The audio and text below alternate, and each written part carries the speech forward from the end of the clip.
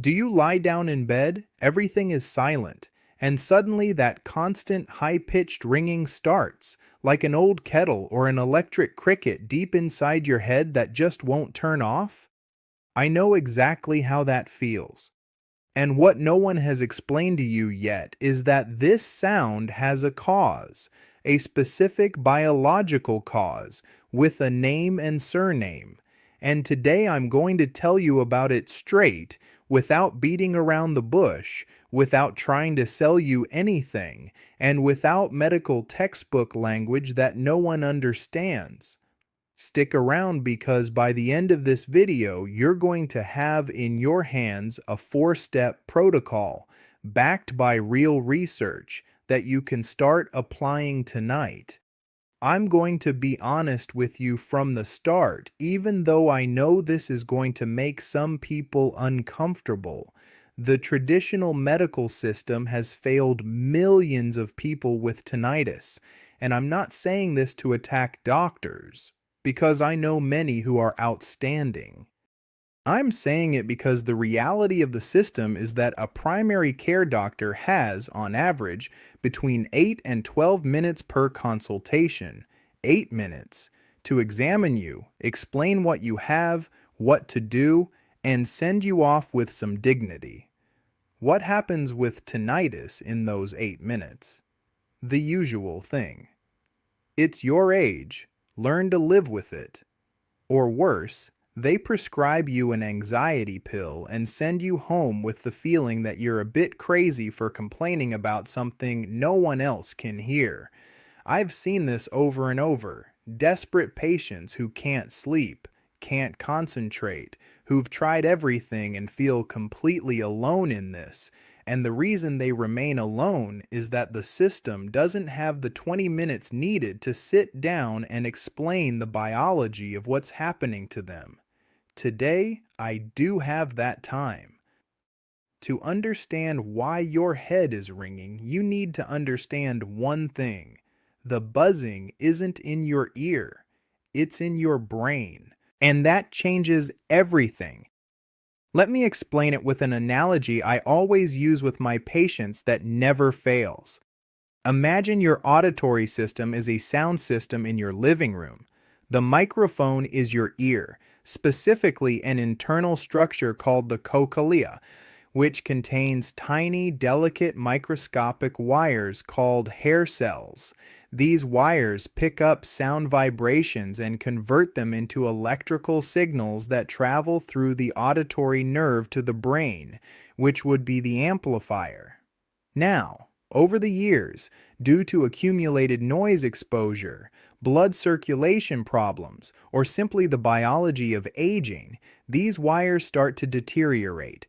They bend, they break, they start transmitting poorly. And here comes the key moment, so pay attention. What do you do when you're listening to the radio and the signal comes in weak with interference? You turn the volume all the way up to try to catch something. Your brain does exactly the same thing. When it stops receiving a clear signal from the ear, it enters a state of compensatory hyperactivity.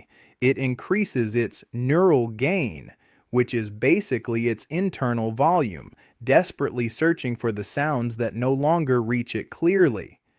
And by turning that volume all the way up, what you start hearing is the background noise of your own nervous system working, the static of the circuits. That's the tinnitus. You're not crazy. You're not making anything up. Your brain is doing exactly what it's programmed to do. The problem is that it's doing it at the wrong time and in the wrong place. Put in more technical terms, this is known as maladaptive cortical reorganization. A study published in Nature Reviews Neuroscience described chronic tinnitus as an expression of dysregulated neuronal plasticity. The brain literally remodels its auditory connections in response to peripheral signal loss. It's not a mechanical problem in the ear. It's a software problem, not hardware. And that's actually good news because software can be reprogrammed. Let me tell you about Carlos. Carlos is 66 years old, lives in Monterrey, and is a retired mechanic. He spent decades working in a shop with engine noise all day without hearing protection, because back then no one talked about that. He came to my office a few months ago with a phrase that's tattooed in my memory. Doctor, the silence is driving me crazy. The funny thing, well, funny in quotes, is that silence was exactly what he was seeking the most. He slept with earplugs, closed the windows, asked that no one play music at home, and the more silence he achieved, the worse the ringing got. We'll talk later about why that's exactly the opposite of what you should do. Carlos had spent money on miracle drops he found online, tried acupuncture, tried home remedies I'd rather not talk about, and his doctor had told him it was normal with age and that he should learn to live with it. The buzzing had escalated from a mild ringing to a sound that pulsed in rhythm with his heartbeat, what's called pulsatile tinnitus, which generally indicates vascular issues. He was irritable, slept poorly, and as he told me with an honesty that hit me deep, his 38-year marriage was starting to crack under the stress. When we thoroughly examined Carlos, we found the factor that no one had investigated. He had chronically elevated blood pressure and a highly inflammatory diet. Sodium everywhere, no fruit, no fiber. We applied the protocol I'm going to give you now, and in 8 weeks, Carlos's noise went from being a fire alarm to a faint murmur in the background that, most of the time, his brain has simply stopped registering as important. That's possible. I'm not promising miracles. I'm describing what happens when you attack the problem from real biology. Grab a piece of paper, or pause and take out your phone, because this is what the system didn't have time to explain to you. Step 1. Unclog the pipes. Your inner ear has an extraordinarily high metabolism. The cochlea, that tiny snail that lives in your temporal bone, needs a clean, constant, well-oxygenated blood supply to function. It doesn't tolerate even a moment of ischemia, of lack of oxygen. It's one of the most sensitive tissues to circulation in the human body. The problem is that in adults over 50, hypertension damages the microvessels that feed the inner ear. Vessels so small they're practically invisible on a conventional scan, but they're the ones keeping those hair cells we talked about alive. A meta-analysis published in the Journal of the American Heart Association found that nearly 45% of patients with chronic tinnitus have uncontrolled or poorly controlled arterial hypertension. Almost half, and most of them didn't connect the dots. What you need to do? Measure your blood pressure today. Not tomorrow, today. And if it's consistently above 130/80, talk to your doctor. Not as something for the emergency room, but as something you need to address and start tracking the sodium in your diet. Excessive salt consumption doesn't just raise blood pressure, it can also increase the volume of endolymphatic fluid inside the ear, which is one of the mechanisms of tinnitus and related conditions like Meniere's syndrome.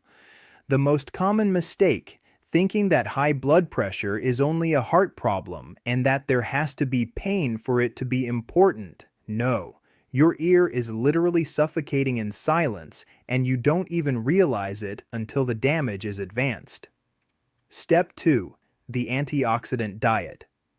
In 2025, a study published in BMJ Open analyzed the dietary habits of more than 300,000 people across multiple countries and crossed them with tinnitus incidence data. The results were so clear that the research team described them as surprisingly consistent. People with higher consumption of fresh fruit, total dietary fiber, and low-fat dairy had a significantly lower risk of developing chronic tinnitus. and not by a small margin.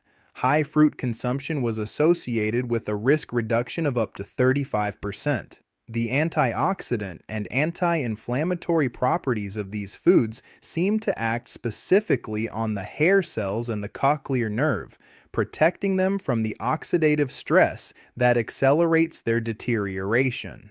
Now comes the controversial part, and I know some people won't agree with me: caffeine. There's an entire school of thought in audiology that says you have to eliminate coffee because it raises blood pressure and can worsen tinnitus. And there's some truth to that if consumed in excess. But that same BMJ study found that moderate caffeine consumption, we're talking 1 or 2 cups of coffee a day, was associated with an approximately 10% reduction in tinnitus risk. My personal opinion, which I know will spark debate, is that categorically demonizing coffee is a clinical mistake. Coffee in reasonable doses has documented neuroprotective effects. The problem isn't the coffee. The problem is the coffee at 2 in the morning when you can't sleep and you're anxious about the ringing. In that case, yes, coffee doesn't help you. The most common mistake: going on extreme elimination diets thinking that something specific causes the tinnitus. That just leaves you malnourished, stressed, and solves nothing. Step 3. Trick the amplifier. Here comes something that seems counterintuitive but is backed by decades of clinical research. Starting tonight, never again sleep in absolute silence. I know it sounds weird, but remember the amplifier analogy. If your brain is in total silence, it turns the volume all the way up, and when it turns the volume all the way up, the ringing becomes unbearable. What you need is to give your brain something to work with. Real external background sound, neutral. This is called tinnitus retraining therapy, or TRT for short, and it is currently the non-pharmacological treatment with the strongest scientific evidence for chronic tinnitus. So, a randomized controlled trial published in The Lancet several years ago and replicated multiple times since showed that TRT significantly reduced the perception of tinnitus and the associated distress in patients who had had the problem for years. The idea is simple, but there's a critical detail that most people get wrong. The external sound you play should not be louder than your tinnitus. We're not trying to drown out the noise. We're trying to blend with it. The ambient sound, whether it's a fan, a humidifier, rain from an app, or ocean sounds, should be slightly below the level of the ringing. Why?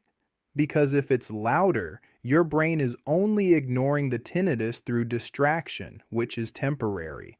If it's blended at a slightly lower level, your brain starts classifying the tinnitus as just another background sound, boring, non-threatening, and activates its natural filtering mechanisms. Over time, weeks or months, it starts to truly ignore it.